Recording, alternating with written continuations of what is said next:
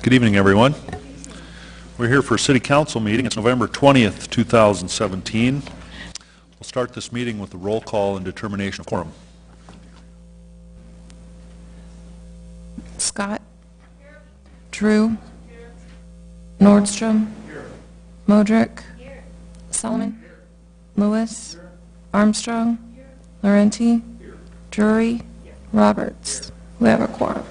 Okay, thank you. And now we'll have the invocation and pledge of allegiance. For the invocation, we have Dr. Ruby Gibson. And Dr. Gibson, if you could just approach the podium here.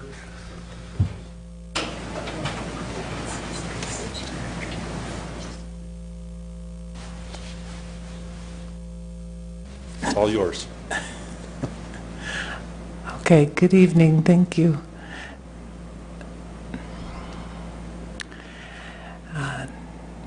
Tongashila, Great Spirit, all of those who guide us and watch over us, we give you thanks for the blessings of this sacred day, for all the goodness we receive, for the abundance, for the beauty of the land and the beauty of the people.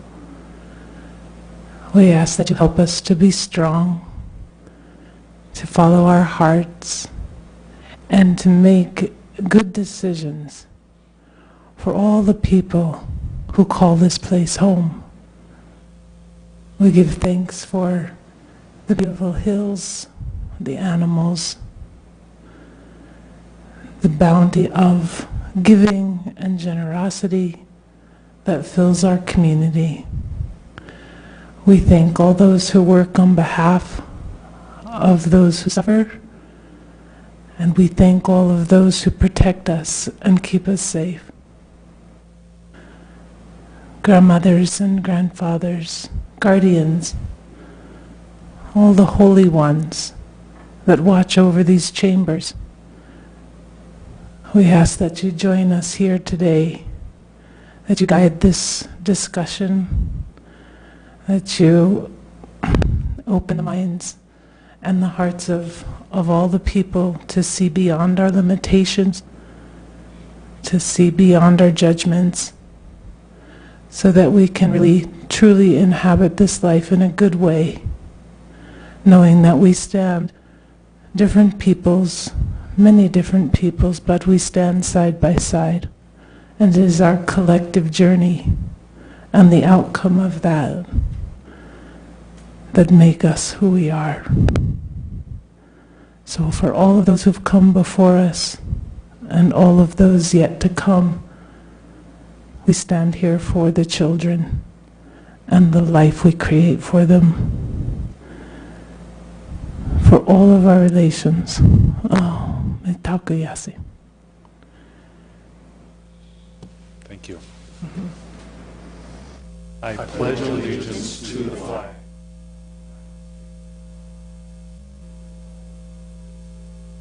one nation.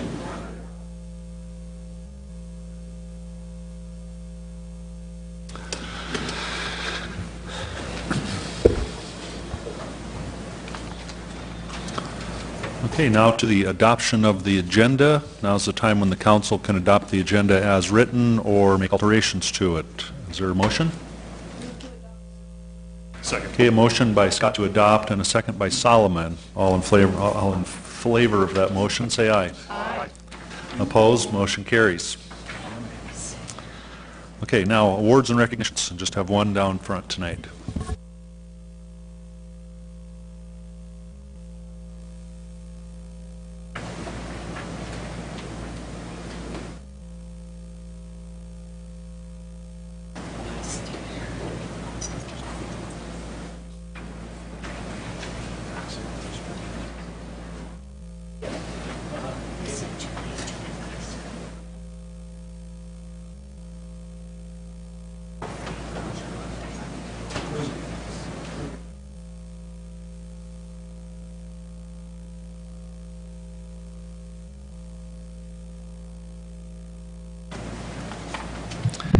In partnership with the Veterans Coordination Commission, we're pleased to present the November 2017 Veteran of the Month recognition to Alan B. Cruz.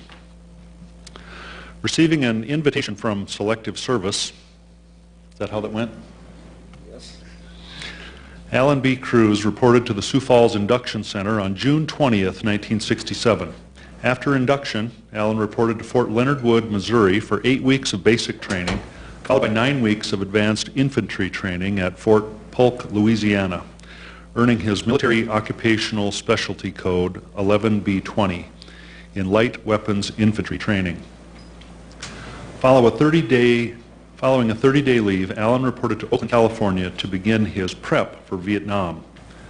Arriving at the Ben Hoa Air Base in Vietnam just prior to Thanksgiving 1967, Alan was assigned to the 1st Infantry Division, the Big Red one, of the 28th Infantry at Base Camp, Quan Loy. Alan's duty assignment was as perimeter guard and night ambush for the airstrip, and during that time experienced only light enemy contact until the January 1968 Tet Offensive. Alan received the Bronze Star for his service as a rifleman with his company during reconnaissance near the village of An Mai in June 1968, when the company came under fire. Noticing that a machine gun crew had been wounded, Alan disregarded his personal safety and assisted in the evacuation of the wounded individuals. Successfully completing the evacuation, Alan continued engagement of the insurgents and assisted friendly forces in regaining fire superiority over the Viet Cong. During his 7 months on the front lines, Alan engaged the enemy in the jungle, the rice paddies, and the rubber plantations of Vietnam. Frontline duty ended for Alan in July 1968 when he was wounded and evacuated to the 97th Medevac Hospital in Long Binh. Upon release from the hospital, Alan provided security guard service to the United States Army Veteran Headquarters at Long Binh Post, to Generals William Westmoreland and Creighton Abrams, and at times the WAC Attachment Living Quarters. Alan returned stateside after completing his 1-year tour of duty and received an honorable discharge from the Army on June 19, 1969, after completing his 2 years active service. Alan received the Purple Heart, the Bronze Star with Distinguished Valor in Combat, the Vietnam Campaign Medal with Distinguished Valor in Combat, National Defense Service Medal, Overseas Service Bar, Combat Infantry Badge, and Vietnam Service Medal, and citations for First Class Gunner, Machine Gun, and Expert Rifle. After his years of service, Alan worked for the Brink Electric Construction Company for 41 years. Alan is now retired and enjoys the love and support of his son Rick and daughter-in-law Nikki, and 2 granddaughters, Kristen and Brooke. Alan also thanks Drs. Haas and Kinsfodder of the Veterans Administration for their assistance in making his life better. Alan B. Cruz is to be commended for his service to his country. His example of service makes him deserving of this honor, and we would like to extend our gratitude. Thank you.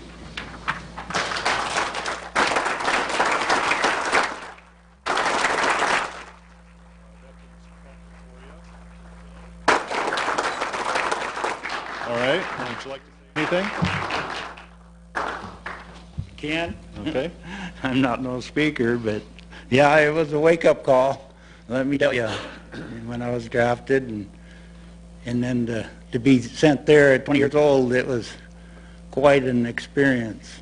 I mean, and then when you do survive all the missions and stuff, and then when you do get to fly back home, and then try and find a job with an infantry background, I mean, who needs a rifleman or a machine gunner? But I did okay. Brink hired me, and I had a good life with them. So they're kind of like family too. But I want to thank Rapid City and being chosen, and Steve for honoring me with this award.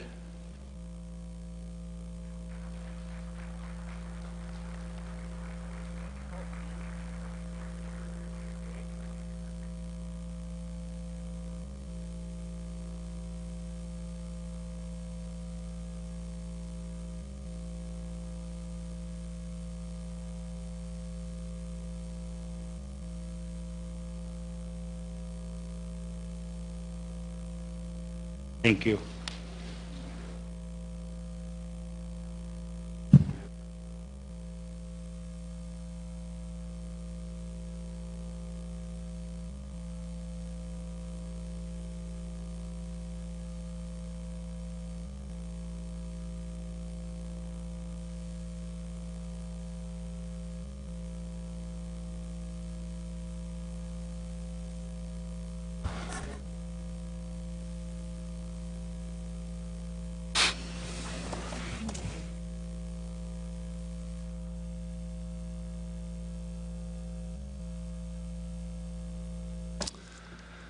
And now we're on to general public comment, which is a time for the members of the public to discuss or express concerns to the council on any issue not on the agenda. Action will not be taken at the meeting on any issue not on the agenda, except by placement on the agenda by unanimous vote of the city council members present. We have a couple of speaker request forms. And the first one is Clayton Hyde. And over at the podium, and then you have 3 minutes, sir, and you can watch these lights to see how you're doing.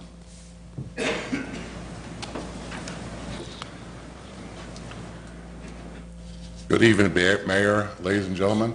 I'll be very quick. I don't know if any of you ever use a crossing, a railroad crossing at St. Pat and East St. Joe. Don't. That is the nastiest railroad crossing in Rapid City. I realize that Rapid City is not responsible, but I also believe that if the mayor and the city council put a little pressure on the railroad, that they'll repair it. It's horrible. If you don't believe me, ask the city workers. So that's all I have. Thank you. Thank you. And now, Jenny Robertson. Good evening, Mr. Mayor, council members. I'm coming to all of you tonight and I'm just going to read the petitions. I have 58 signatures that my husband and my children and I went around into our community and gathered up in North Rapid off the on the Haynes Avenue corridor. There are 20,000 cars that travel that road every day. I talked to two of the engineers this past week about that, and had some good discussion about it. But let me just get into this. What I haven't down, it says safe to cross Haynes Avenue, petition to request crosswalk. Now, the traffic on Haynes has become a concern to the citizens of Rapid City.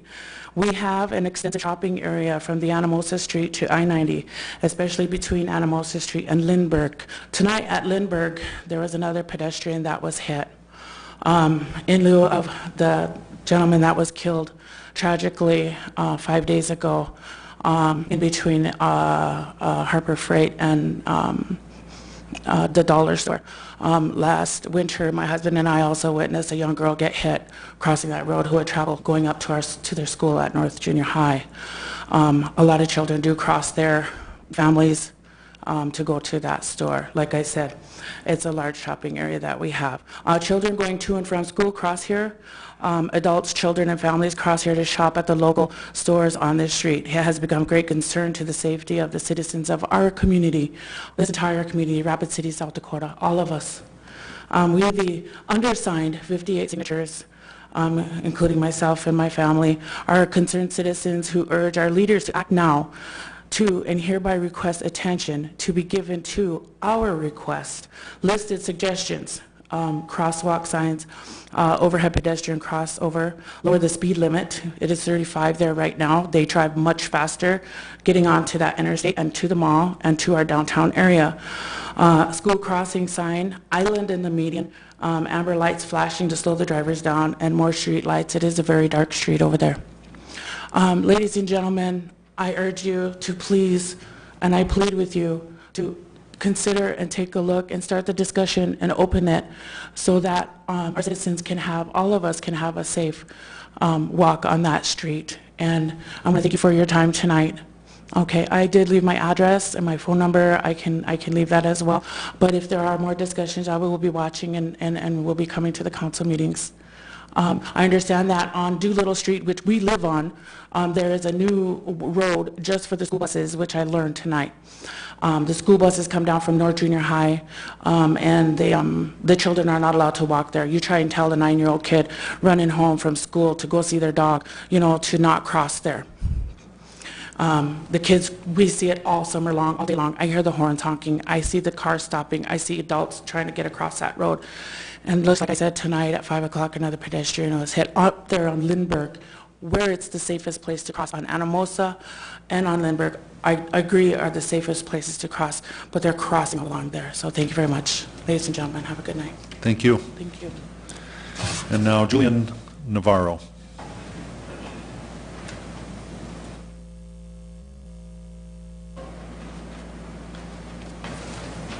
Sir, I would like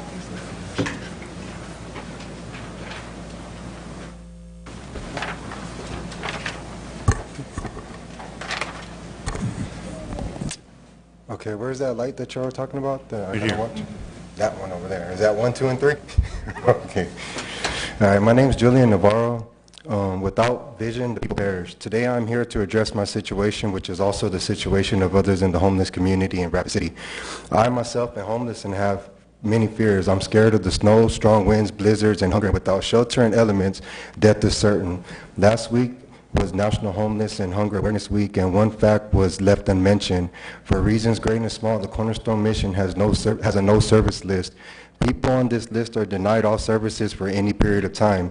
This includes shelter from the elements, spiritual, mental, physical, and emotional rest and relief, showers, and food.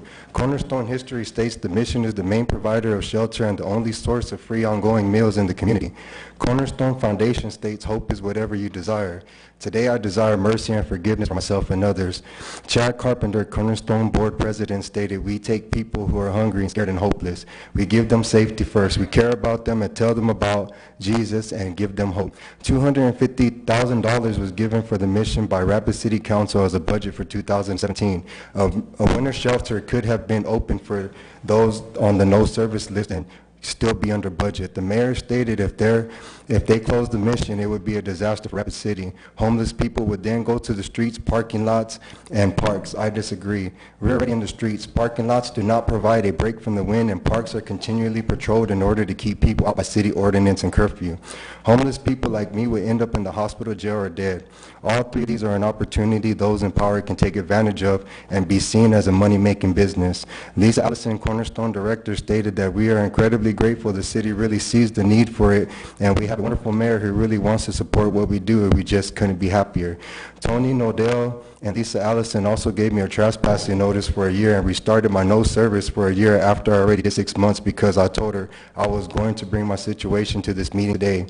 Me being adamant in a desperate situation is taken as aggression. My persistence is taken as a nuisance, and my life is taken lightly. The sheriff, a few doctors, a lawyer, and chief of the fire marshals is also on the mission board. These are people of power, people who have control over the outcome of the homeless community, both good and bad. I have accomplished much without the mission, yet I'm exhausted and depleted. The Hope Center, EMS, Crisis Care, and DSS have advocated for me to no avail. I'm also scheduled to see a psychiatrist for PTSD, bipolar anxiety, insomnia, and depression. I'm scared, and if I don't get any answers, what do you expect for us to do? I haven't broken the law and don't intend to. I'm afraid I'm resorting to primitive ways of survival. I have ideas, I have solutions, I have determination and integrity, and I won't give up no matter what. I'm on the streets, so I understand the minds of those in my position. I need help, and at the same time, I hope to help to build a better community with the homeless community. Thank you. Thank you, Julian. Okay, that's it for general public comment, and now on to non-public hearing items, items 2 through 93. And we will won't need a public comment on these items 2 through 35, but we'll go to consent items 2 through 35.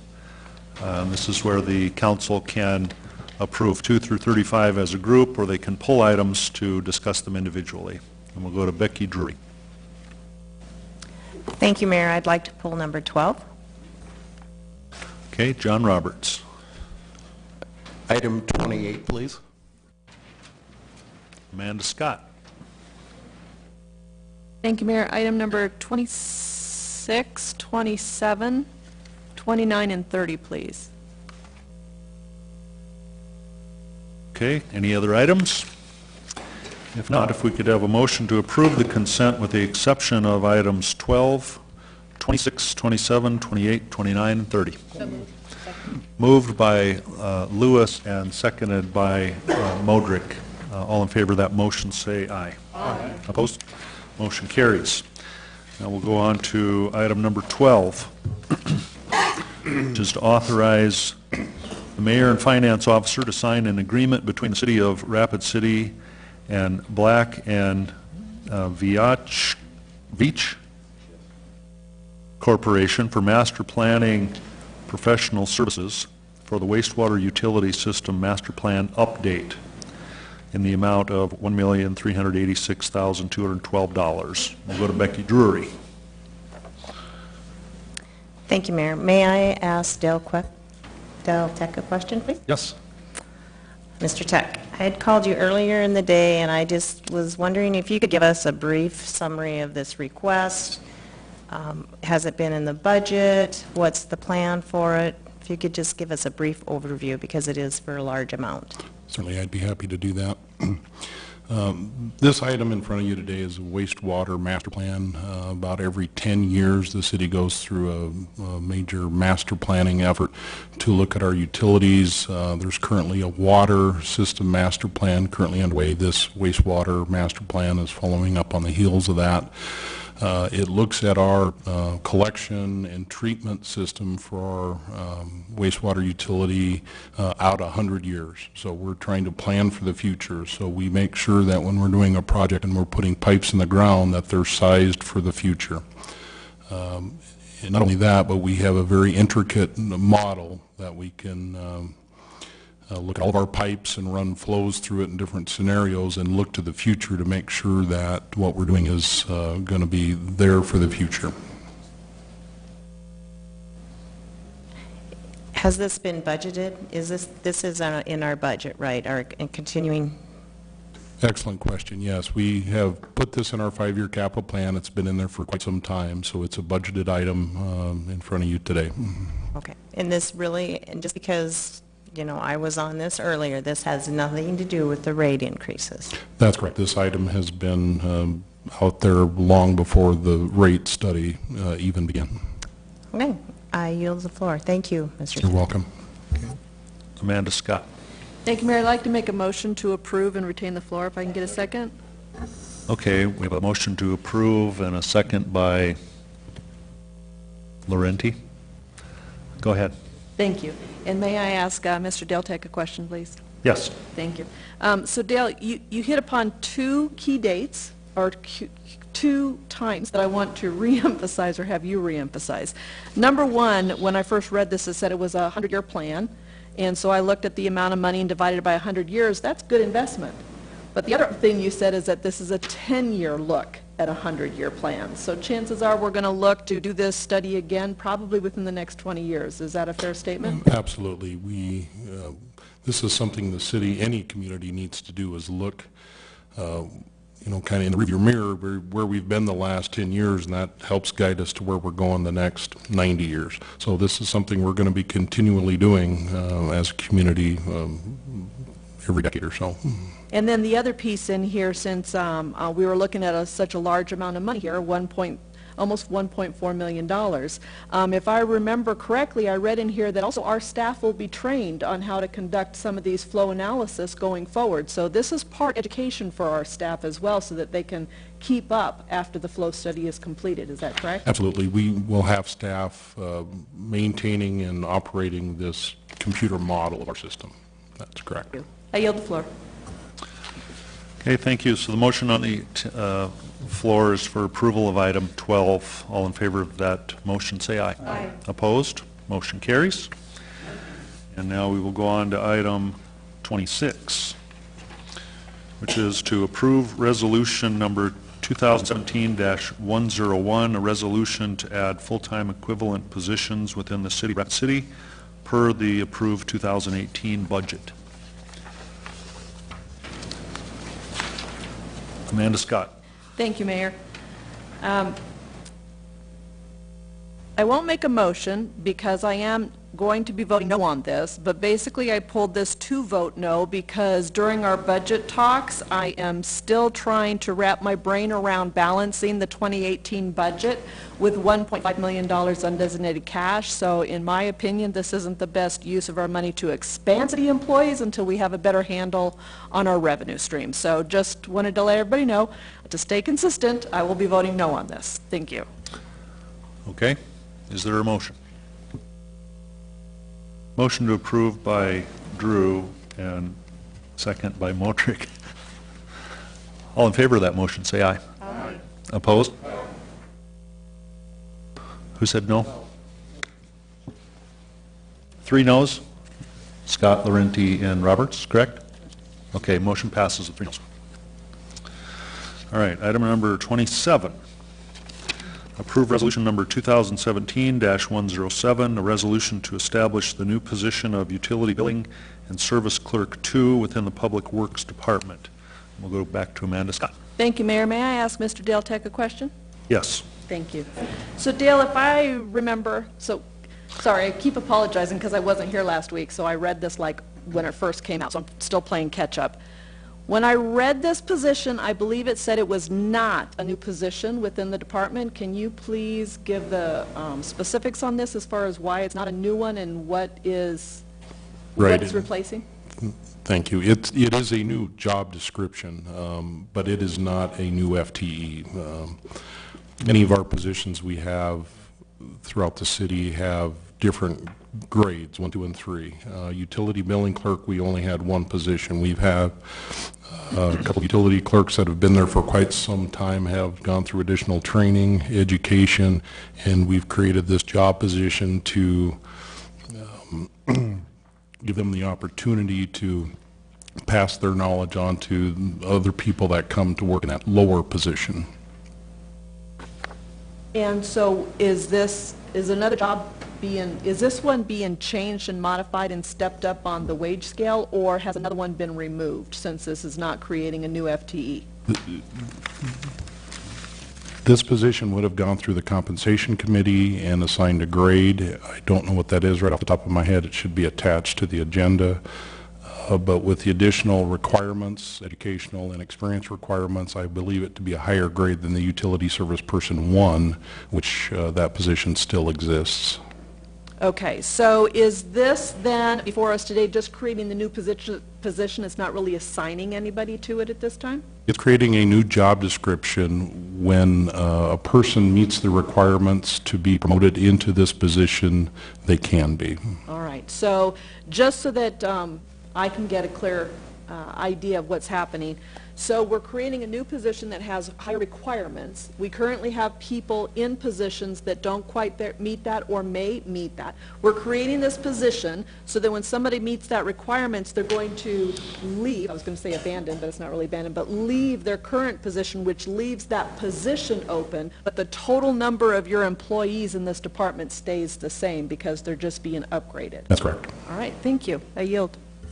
Okay, Richie Nordstrom. Thank you, Mayor.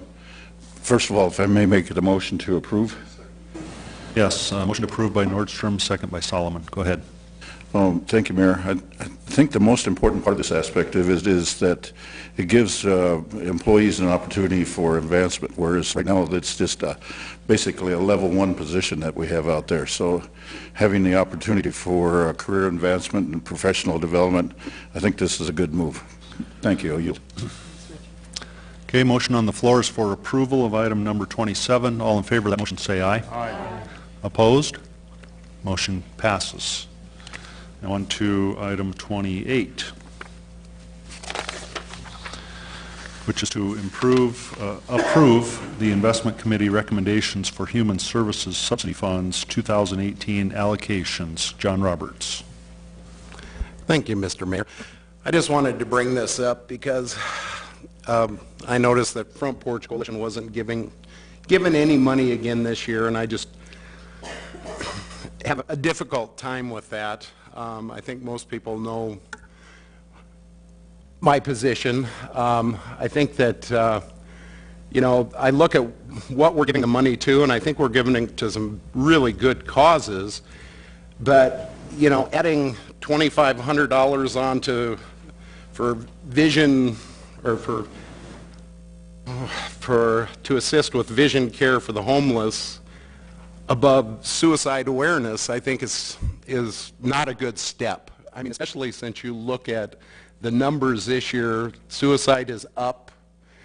We had this discussion, I believe it was last year or the year before, and when this was cut out of this, when the Front Porch Coalition was cut out of this budget, and 211 was supposed to pick up this slack and was supposed to help with the suicide, but here we are, 2017, and our numbers are up. And if I could ask, Stephanie, could I ask you a question real quick?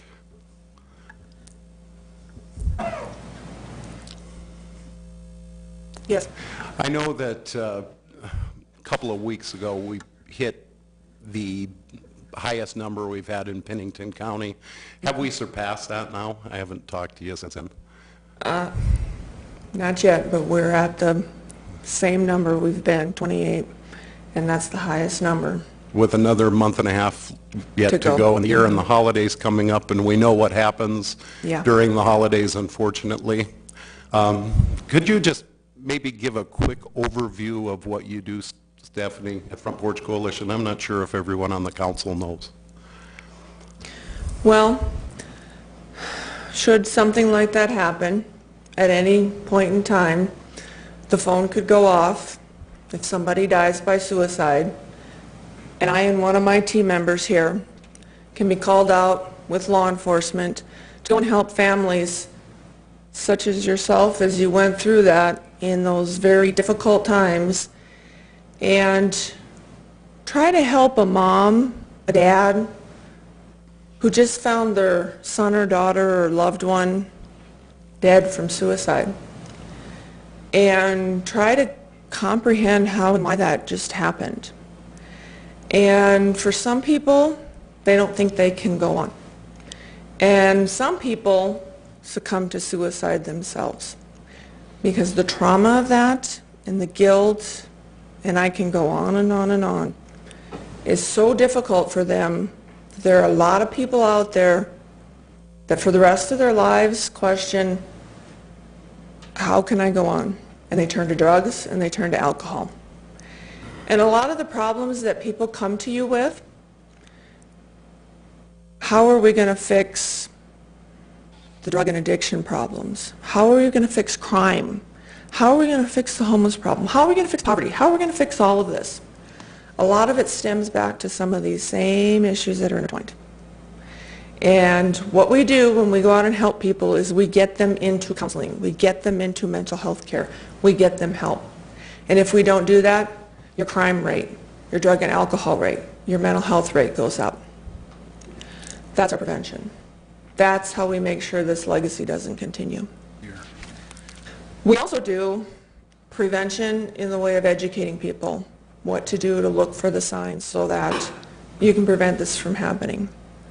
Because I truly hope that people in this room, who I'm sure have already been touched by suicide, don't have to walk into their home and find their loved one has died from suicide. I know how difficult it is when you don't have a lot of money in a budget and you're on a fixed income budget like you had just mentioned, when you have to allocate funding, that you have to say, well, who and where do we allocate this to? But you just heard a story from a brave gentleman who came to you and told you about the difficulties that he faces. I've provided training to people at the Cornerstone Rescue Mission. And individuals such as those, making sure that they get help, like he said, seeing a psychiatrist. Those are things that we do. So hopefully we don't lose people like that. We're connected to a lot of agencies. I invite you to someday give me a call, spend a day with me, spend a week with me. It'll be the most eye-opening experience you've ever had. Thank you, Stephanie. I appreciate that. In my case, in my wife's case, I know that you saved our marriage. Thank you. But, you know, as hard as that was, I think, you know, when I went to a suicide, when I was asked by the Front Porch Coalition, that was almost as hard as losing my son. So what they do is absolutely amazing. And if we can't afford a few $1,000s, we should be ashamed of ourselves. Anyway, I just wanted to thank you, and I'm out of time. Okay, Darla Drew. Could I get Stephanie to please stay there? I got a couple questions for you, Stephanie. Do you have any, like, just ballpark numbers on how many families or people you helped last year during the last 11 months or so? Last year, when we had 24 deaths, that would be 24 families in Pennington County alone. We help families throughout the Black Hills. So for right now, to give you a ballpark number, Joni?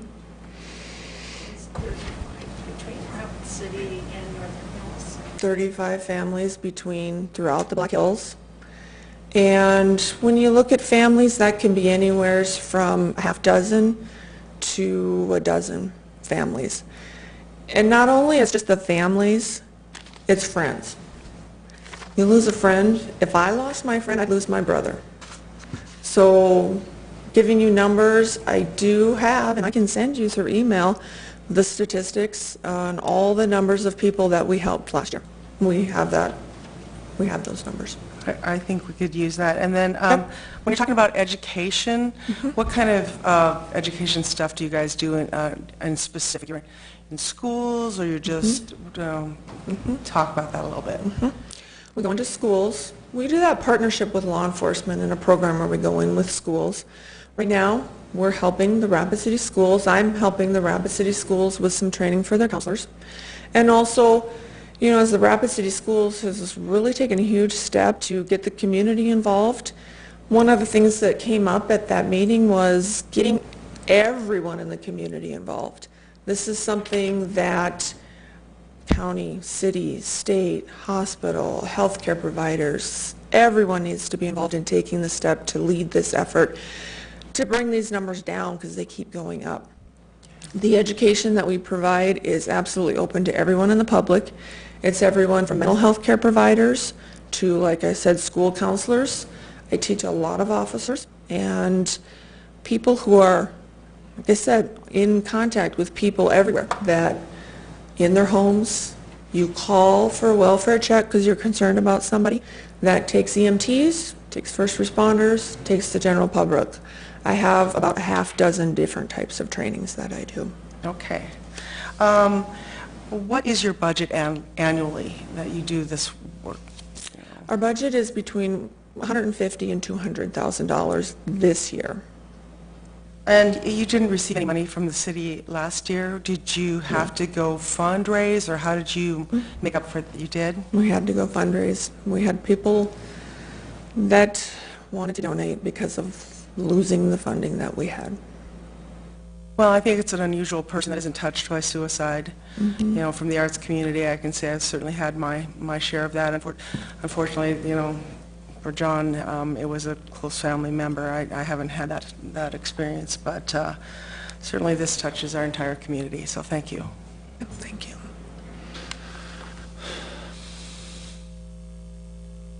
Item 28, we have no motion on the floor. Motion to approve, was that Scott? Yes. And second, Nordstrom? Yes. Okay, go to Jason Solomon. Mr. Mayor, can I yield my time to John Roberts? With a vote of the council. I read the rules on it again. I move to yield my time to John Roberts. I know you had some further comments you'd like to make. If I can get a second. Okay, all in favor? Aye. Anyone opposed? Okay, John Roberts. Thank you very much. I appreciate that. And I'm just going to make this short. I just wanted to, I wanted to thank you guys for everything you do. We have a couple of board members here I see, and a few other people. And it's so difficult what you guys do. And I just want to reach out to the community. You know, we're not getting support. We're not getting support from the city. We're not getting support from the county anymore. They both are no longer giving us funds. But I do want to thank Kevin Sheriff Tome, because he's giving us money out of his budget because he knows how important this is. So I just want to reach out to the community, anybody that has been touched by suicide. And if you're like me, a few years back I was asked to get involved with this group, and I said, why? It doesn't affect me. It can change overnight. It did with us. So I just want to thank you guys for being here. Okay, motion on the floor is for approval. All in favor of that motion, say aye. Aye. Opposed? The motion passes. Now on to item 29. which is to approve the allocation of the program income repaid from former community investment block grant projects into the City Simplified Living Program. We'll go to Amanda Scott. Thank you, Mayor. I keep looking out in the audience because I was hoping Barb Garcia would be here tonight, but I do not see her in attendance. The main reason I pulled this is that I've asked Barb this information before. Two council members and the mayor just recently attended last week the National League of Cities, and CDBG funds were first and foremost in front of them because with the tax cuts that are being considered as far as programs in Washington, they're taking a look at everything.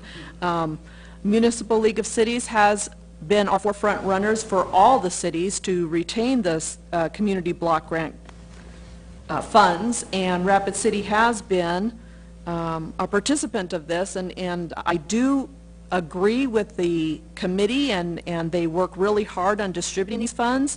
I see Wealthfully as well as Rural America Initiative are both participating in this program, and I much prefer to see them taking advantage of these funds that are specifically allocated for those programs rather than trying to come into the vision funds for fully funding capital projects. At least they didn't do that. They had some matching funds. Item 29 specifically is a repayment of a loan. And so I was hoping Barb was here because my concern with the I can never say that, Community Development Block Grants, I can always say it full without using the acronym. My concern with this is that recently there's still been a lot in the newspapers about EB5 and the Gear Up program, and my concern is making sure that we have full transparency on anything that deals with federal dollars, and I'm curious to see on these repayment of these loans, it's allocated that it's coming back into the 2017 budget. But I know Barb stood out here in front of us just a couple months ago saying that those funds are time limited and that if she doesn't get the money spent, she jeopardizes, or the city jeopardizes, losing those funds. So I was hoping that we could get some other information as far as how these funds, since they're coming in, were going to be reused in time on projects. I know that she's got this currently designated to the Simplified Living Program, and so I guess we'll just try to follow up with Barb and make sure that those are allocated.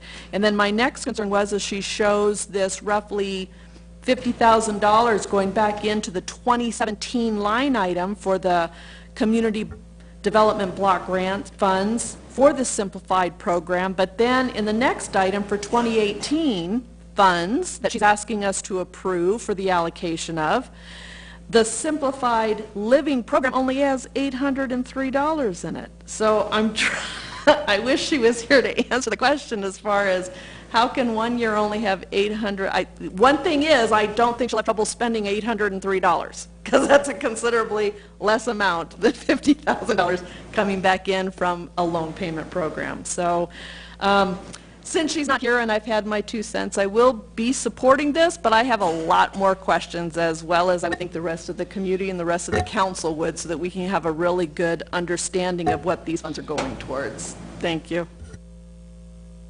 Okay, item 29, we have no motion on the table. Motion to approve by Nordstrom, second by Modrick. All in favor of that motion say aye. Aye. Opposed? Motion carries. Now item 30.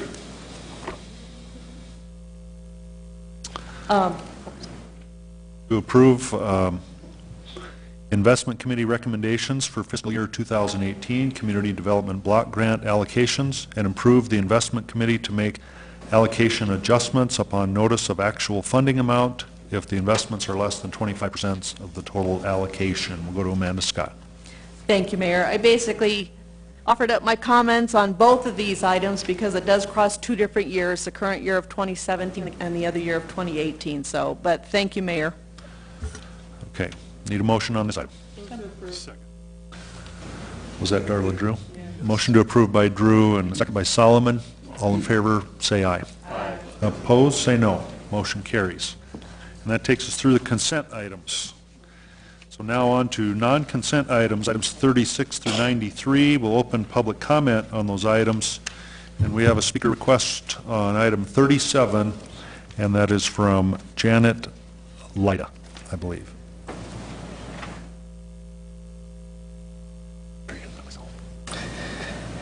Good evening, Mayor Allender and council members. My name is Janet Lyda, and I am a part-time Lyft driver. So if there's any question on where I stand on that issue, that would be a yes, along with the other 35 drivers that are in this area currently. I've lived in Rapid City for most of my life, and I've been fortunate enough to not only have received my education in the Black Hills, but as well as being gainfully employed here. From local broadcaster to major corporations, I've traveled the country and I've seen firsthand just how effective ride sharing can be, not only for the person that's doing it, but for the community at large. I'm the founder and administrator of the Facebook group for the local Lyft drivers, and I would like to position myself as a designated point of contact for you, especially as this rollout moves forward. Sioux Falls has a similar arrangement. His name is Tom Inez, and he currently works with City Councilwoman Erickson. Logistically, attempting to disseminate information can already be difficult, and so in an effort to serve the community, I'm happy to assist and foster a good working relationship between our two organizations. Thank you for your time. Thank you. Oh, yeah, we are. Sorry. Okay. Now,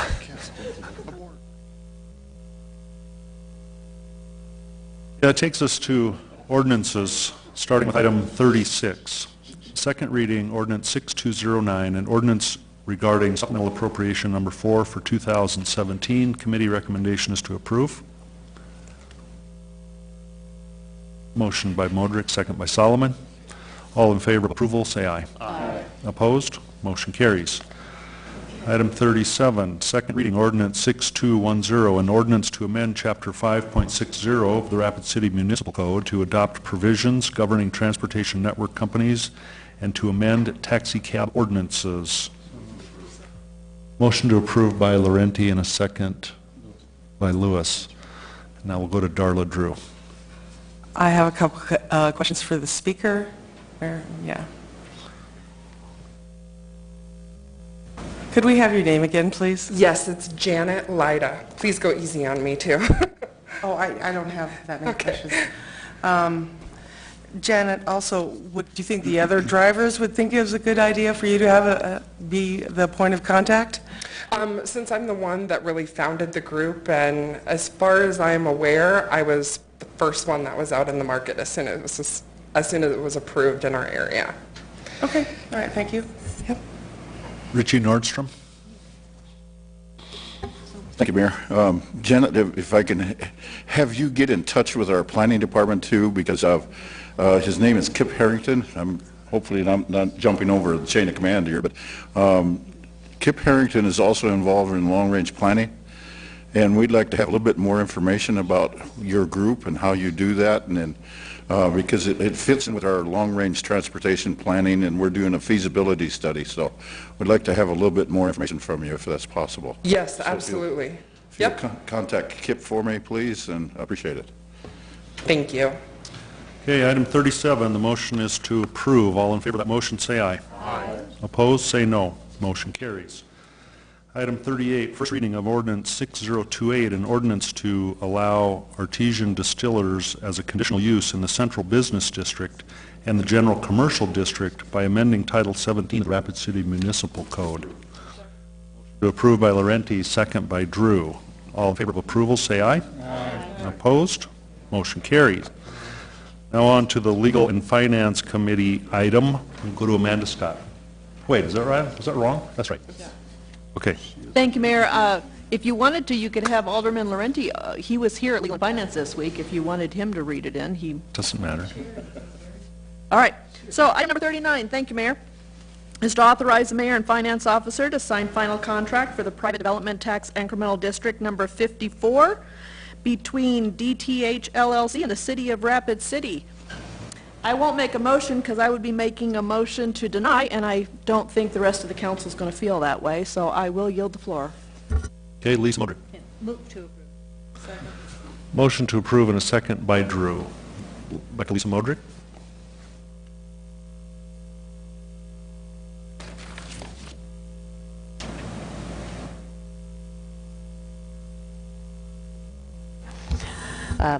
Just want to say that I did stream the meeting. I thought it was a well meeting, and it is time to wrap up TIF 54, and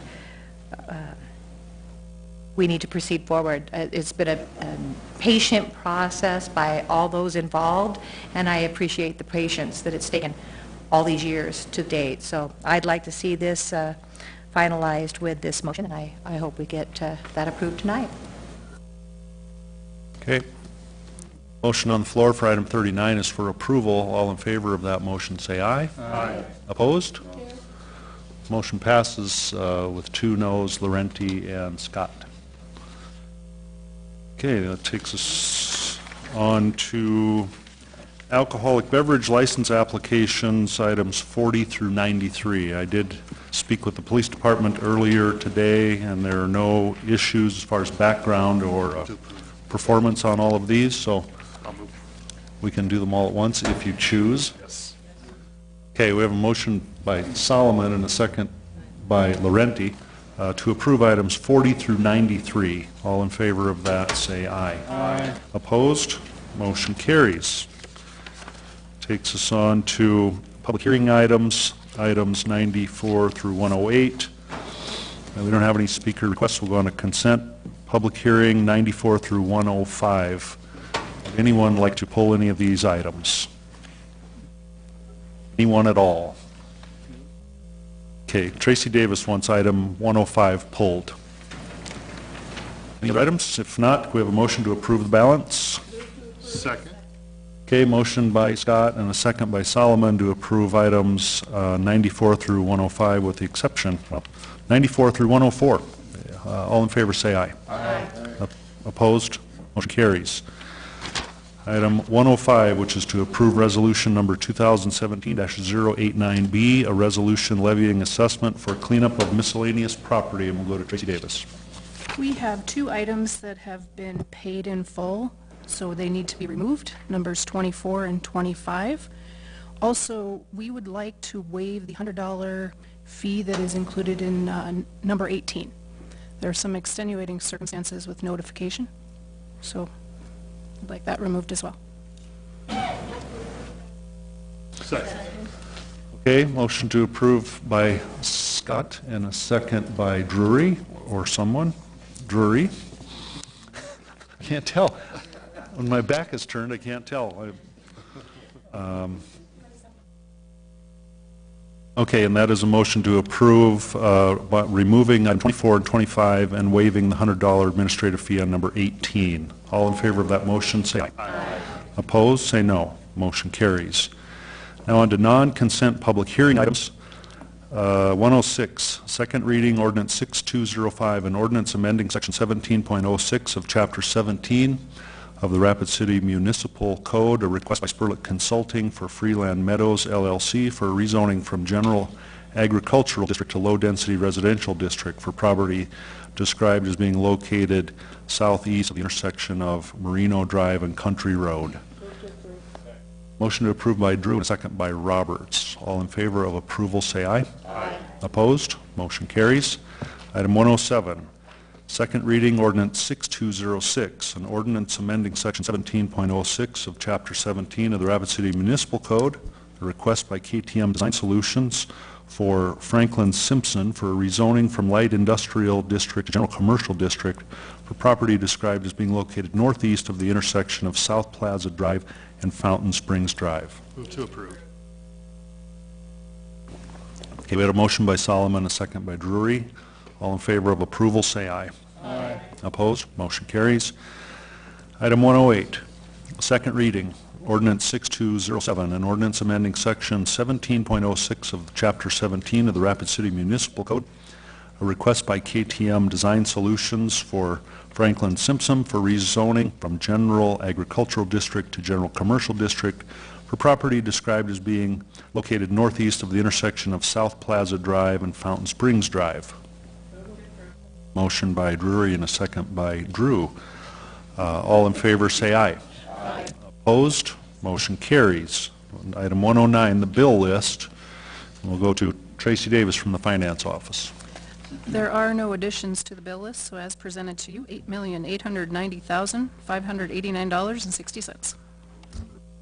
Motion to approve by Laurenti, second by Drew. All in favor say aye. Aye. Opposed? Motion carries. Move to adjourn.